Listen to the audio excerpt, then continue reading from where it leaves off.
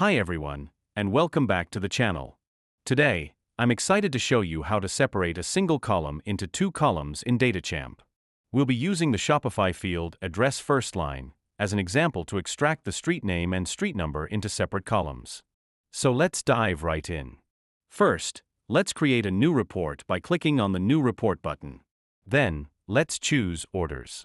Next, let's add the field Address First Line. You can use the search field, like in this example, Address, to quickly find the field you're looking for.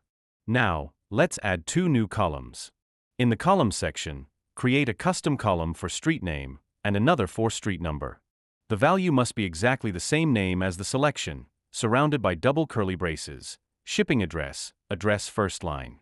Don't forget to click Add for each new column. To fully understand this functionality, please take a look at the documentation on setting the value of a column using values of other columns and math expressions. Now, let's set the format options for both street name and street number. To extract the right information from shipping address first line, we need to add some magic. Open the format options for street name and add the following to find and extract character sequence. Open square bracket, backslash, capital D, close square bracket, plus sign. For street number, add open square bracket, backslash, lowercase d, close square bracket, plus sign. Here's a quick explanation. The first input is a regular expression that will extract the no numbers part, the street name. The second input is a regular expression that will extract the numbers part, the street number. For further information on regular expressions, please take a look at the documentation for regular expressions on Help, DataChamp.io.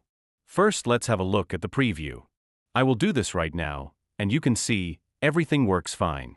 The address is separated into the two columns. Next, let's save and test our report. In the upper right corner, choose Update and Run. If you're happy with the output and only need the separated columns, you can choose Hide Column for shipping address, address first line. You'll find this option under Format Options. I hope this short tutorial was helpful. That's all for today. Let me know your thoughts in the comments below.